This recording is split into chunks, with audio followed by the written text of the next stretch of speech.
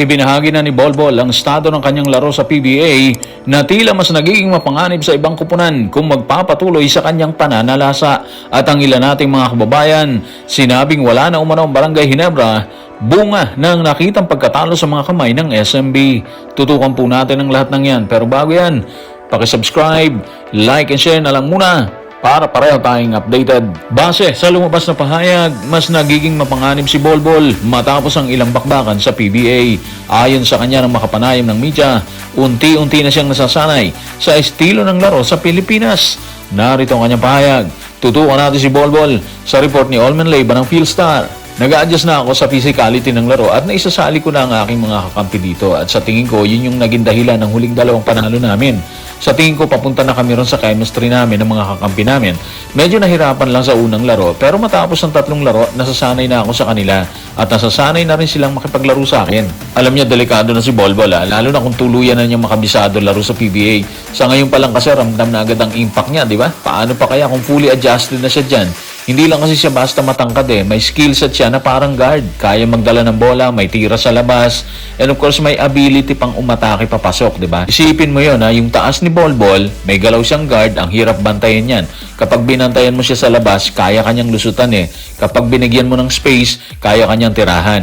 Halos wala kang tamang sagot sa depensa, di ba? At kung titingnan mo yung mga numero niya, mabigat talaga. Nasa 37.3 points kada laro siya dyan Hindi biro yan para sa isang import mga playoffs. Ibig sabihin, hindi lang siya presence consistent, kundi isa rin siyang threat gabi-gabi bawat laro, di ba? Kung magtutuloy-tuloy ang ganitong performance ni Bolbol mga playoffs, lalong lalakas ang kampanya ng TNT Tropang 5G dito sa PBA. Magiging sentro siya ng opensa at sigurado mag-a-adjust ang buong liga para lang mapigilan siya dyan.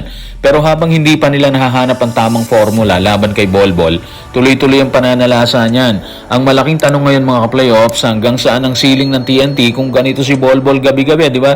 Kung mag-click palalo ang chemistry nila, hindi malayo maging legit contender na naman ang TNT sa kampyonato. Kung nananalasa si Bolbol sa PBA kasama ang TNT Tropang 5G ni Coach Chot Reyes, tila nawawala naman ng tiwala ang fans ng Barangay Ginebra. Sa inilabas na pahayag ng ilang netizen, binanggit nila na magaling sa simula ang Gin Kings pero laglag sa dulo. Narito ang kanilang pahayag. Tutukan natin si Anonymous sa comment section ng playoffs sa Playoffs YouTube channel. Lagi pong ganyan ang Ginebra, laging lamang sa umpisa, sa ending talo. Malimit ganyan. Ewan ko kung pansin nyo, wala na talaga ang Ginebra. Malabo na yan sa finals. Dati NSD, ngayon blank na sila. May point naman yung sinasabi, di ba? Totoo na may mga laro ang Barangay Ginebra na malakas sa simula pero nadudula sila sa dulo. Nakita na rin yan ilang beses. Kaya understandable kung bakit ganun yung observation ng fans. Pero ganun talaga yung basketball Hindi mo masasabi kung sino yung nananalo hanggat hindi tumutunog yung final buzzer. Sa kaso ng Barangay Ginebra, hindi lang sila yung factor dito mga playoffs. Grabe din yung level up ng ibang teams, di ba? Kumuha sila ng malalaking import. At sabayan pa ng pag-step up ng mga local players nila.